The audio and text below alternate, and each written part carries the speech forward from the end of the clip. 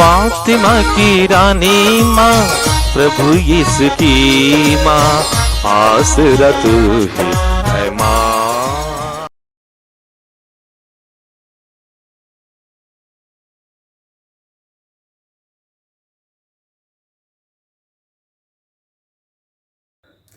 पहला पाठ निर्गमन ग्रंथ अध्याय 19 पद संख्याएं 1 से 2, 9 से 11 और 16 से 20 तक।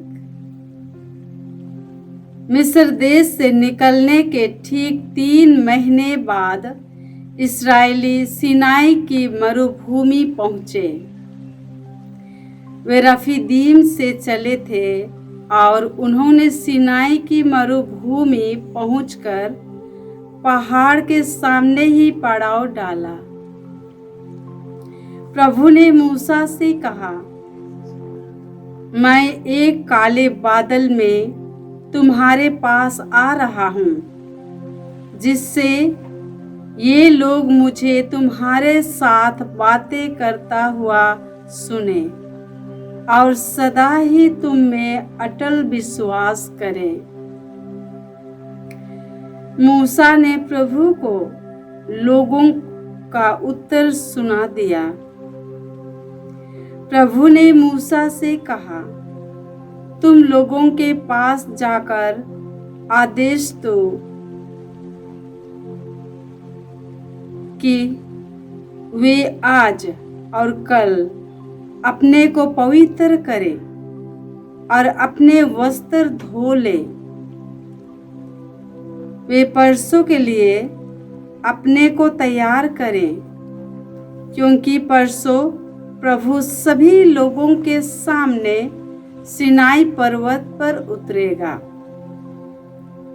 तीसरे दिन प्रातःकाल बादल गरजे, बिजली चमकी, पर्वत पर काले बादल छा गए और तुरही का प्रचंड निनाद सुनाई पड़ा। शिविर में सभी लोग कांपने लगे। तब मूसा ईश्वर से भेंट करने के लिए लोगों को शिविर से बाहर ले गए और वे पहाड़ के नीचे खड़े हो गए। सिनाई पर्वत धुएं से ढका हुआ था, क्योंकि ईश्वर अग्नि के रूप में उस पर उतरा था। धुआं भट्टी के धुएं की तरह ऊपर उठ रहा था और सारा पहाड़ जोर से कांप रहा था। तुरही का निनाद बढ़ता जा रहा था। मूसा बोले और ईश्वर ने उसे मेघ गर्जन में उत्तर दिया। ईश्वर सिनाई पर्वत की चोटी पर उतरा और उसने मूसा को पर्वत की चोटी पर बुलाया। प्रभु की वाणी। ईश्वर को धन्यवाद। वचन अनुवाक्या। तेरी स्तुति निरंतर होती रहे। तेरी स्तुति निरंतर होती रहे। हे प्रभु, हमारे पूर्वजों के ईश्वर, तू धन्य है। अनुवाक्या। तेरी स्तुति निरंतर होती रहे। तेरी स्तुति निरंतर होती रहे। तेरा महिमामय पवित्र नाम धन्य है। अनुवाक्या। तेरी स्तुति निरंतर होती रहे। तेरी स्तुति निरंतर होती रहे। तू अपने महिमामय मंदिर में धन्य है। अनुवाक्या। तेरी स्तुति निरंतर होती रहे। तेरी स्तुति निरंतर होती रहे। तू अपने राज्य सिंहासन पर धन्य है। अनुवाक्या। तेरी स्तुति निरंतर होती रहे। तेरी स्तुति निरंतर होती रहे। तू गहराइयों की थाह लेता है, तू धन्य है। अनुवाक्या। तेरी स्तुति निरंतर होती रहे। तेरी स्तुति निरंतर होती रहे। तू स्वर्ग की ऊंचाइयों पर धन्य है। अनुवाक्य, तेरी स्तुति निरंतर होती रहे। तेरी स्तुति निरंतर होती रहे। जय घोष। हालेलुया। हे पिता, हे स्वर्ग और पृथ्वी के प्रभु, मैं तेरी स्तुति करता हूँ, क्योंकि तूने राज्य के रहस्यों को नीरे बच्चों के लिए प्रकट किया है। हालेलुया। प्रभु आप लोगों के साथ हो और आपकी आत्मा के साथ। संत मत्ती के अनुसार प्रभु यीशु ख्रिस्त का पवित्र सुसमाचार। हे प्रभु तेरी महिमा हो। अध्याय 13 पद संख्याएं 10 से 17।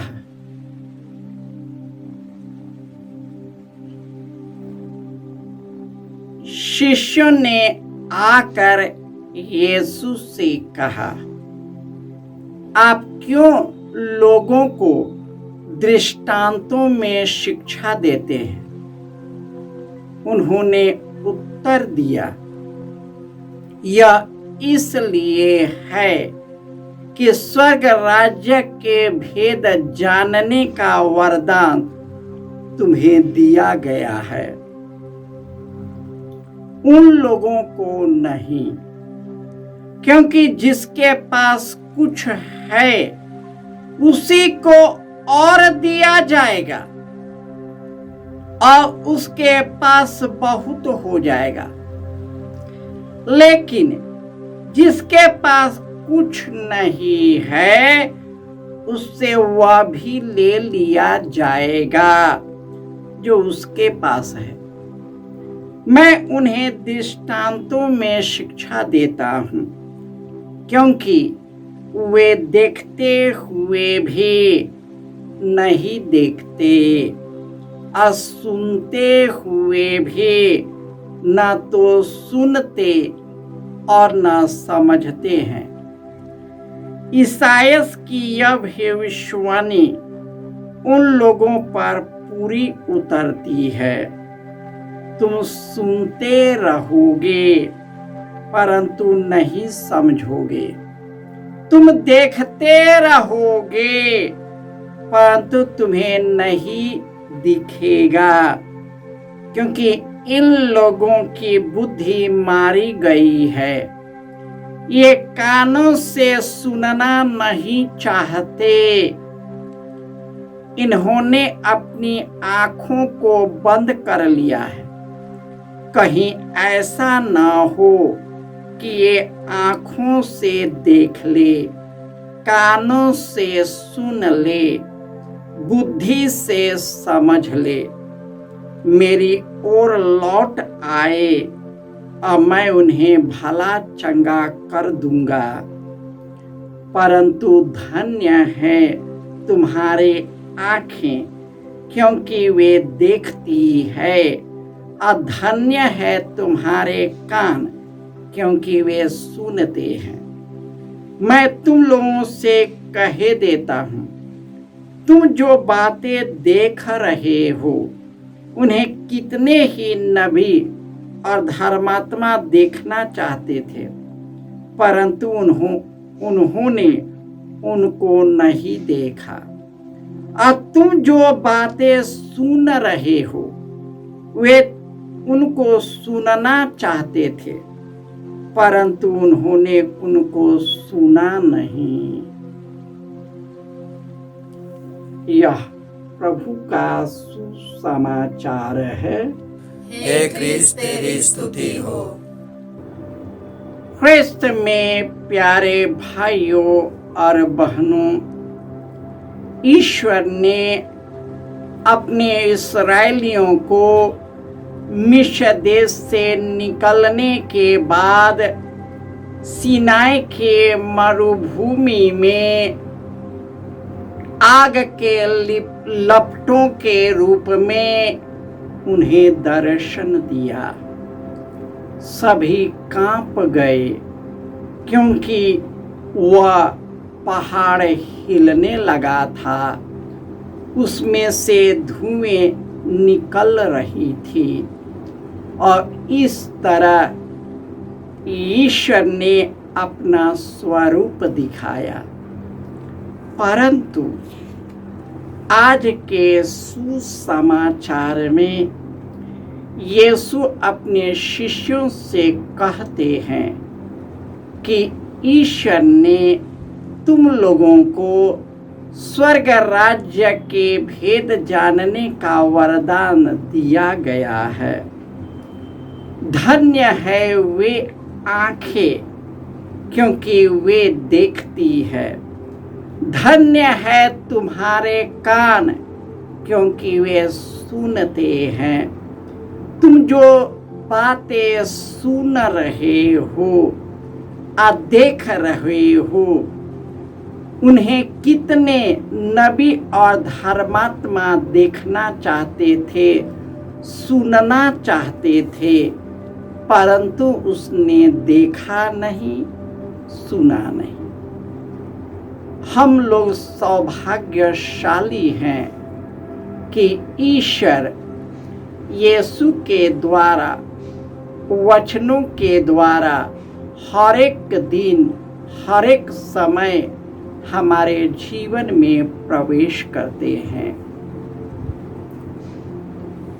इस केंद्र में ईश्वर अपना प्रेम लोगों को प्रदर्शित करते हैं।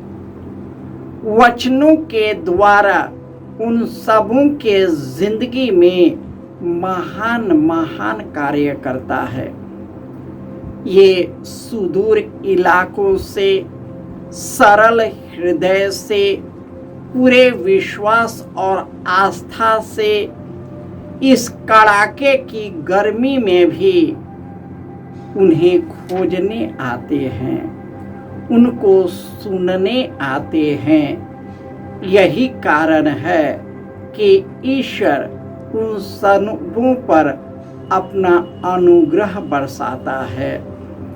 जिस प्रकार उन्होंने अपने रूप को सीनाई पर्वत पर दिखाया था, वही ईश्वर यीशु आज भी अपने रूप को पवित्र आत्मा के द्वारा हमें दर्शन देते हैं, हमारे जीवन में अपूर्व कार्य करते हैं।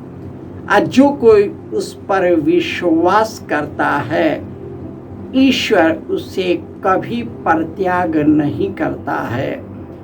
जो कोई उन्हें को खोजने के लिए यहाँ आते हैं, भटकते हुए आते हैं, वे जीवन प्राप्त करके लौटते हैं।